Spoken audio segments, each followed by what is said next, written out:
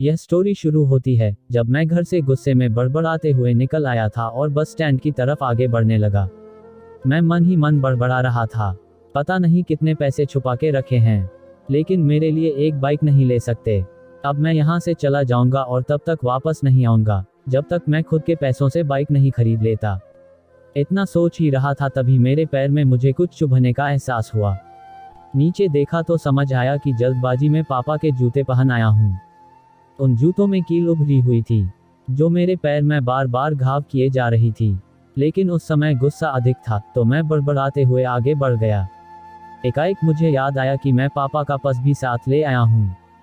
मेरे खुराफाती दिमाग में एक ख्याल आया, क्यों ना आज पापा का पर्स चेक किया जाए, जिसे आज तक उन्होंने किसी को हाथ तक नहीं लगाने दिया था। पता नहीं कौन सा खजाना छुपा है इस पर्स में जो किसी को हाथ नहीं लगाने देते थे। जब मैंने पापा का वह पुराना पर्स खोलकर देखा तो उसमें पैसे तो नहीं मिले, लेकिन पैसों की जगह पर एक डायरी रखी हुई थी। तब मैंने सोचा, ओह, तो यहाँ खजाना छुपा रखा है। मैं समझ रहा था कि यहाँ पापा ने लिखा होगा कि किससे कितने पैसे लेने हैं और किसको कितने पैसे दिए हैं, लेकिन मैं गलत था। जब मैंने उस छोटी सी डायरी का पहला पेज खोलकर देखा तो वहाँ पर जो लिखा था वह थोड़ा सीरियस कर देने वाला था। डायरी में जो लिखा था उसे पढ़ने के बाद मेरे चेहरे पर जो एक्सप्रेशन थे वह गायब हो चुके थे, क्योंकि डायरी में वैसा कुछ नहीं था जैसा मैं सोच रहा था।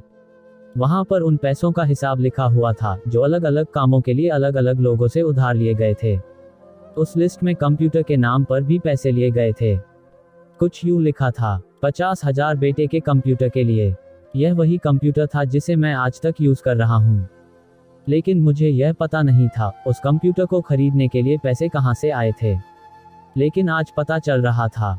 मुझे आज भी याद है जब मैंने पहली बार कैमरे के लिए जिद की थी, जो मेरे पापा ने मुझे 2 हफ्ते बाद मेरे बर्थडे पर ला कर दिया था, जिसे देखकर मैं बहुत खुश हुआ था। और मुझे खुश देखकर मुझसे कहीं ज्यादा अगर कोई खुश था तो वह थे पापा।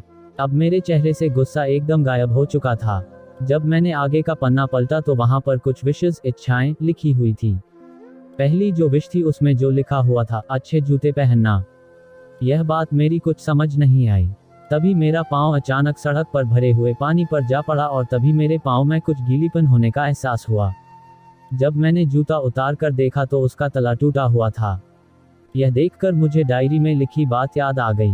तभी मुझे माँ पापा की कही बातें भी याद आ रही थी कि कैसे माँ जब कहा करती थी पापा से, अब तो जूते पुराने हो गए, नए ले लीजिए, तो पापा अक्सर यह कहकर टाल दिया करते थे, जूते अभी और चलेंगे, अभी कुछ दिन पहले तो लिए थे। मुझे आज समझ आ रहा था कि कितने दिन और चलेंगे। साथ ही साथ यह भी समझ आ रहा था कि पापा पर्स को क्यों छुपा कर रखते थे। तभी उस डायरी को पढ़ते हुए बस स्टैंड पर पड़ी बेंच पर आकर बैठ गया। अब उस डायरी का आखिरी पन्ना बचा हुआ था।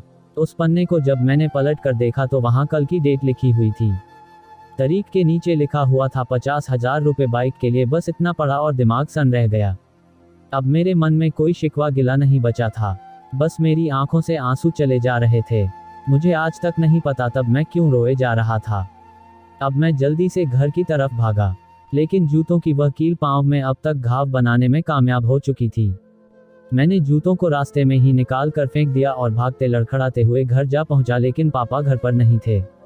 मैं समझ गया वह कहाँ थे। मैं सीधा पास वाली बाइक एजेंसी की तरफ भागा। पता नहीं आज कहाँ से इतनी ताकत आ गई थी कि मैं भागते हुए थक नहीं रहा था, और वह भी बिना जूतों के नंगे पैर। जैसे तैसे मैं बाइक एजेंसी पर पहुंचा। पापा वही थे। मैंने पापा को दौड़कर गले लगा लिया और मेरी आंखों से आंसू रुकने का नाम ही नहीं ले रहे थे। पापा को समझ नहीं पा रहे थे आखिर हो क्या रहा है, मैं क्यों रो रहा हूँ। मैंने पापा से कहा, पापा मुझे मोटरसाइकिल नहीं चाहिए, आप अपने लिए जूते ले लीजिए। अब आज से मैं जो भी करूँगा अपनी मेहनत से अपने बलबूते पर पढ़कर करूँगा। दोस्तों, बस इतनी सी थी ये कहानी।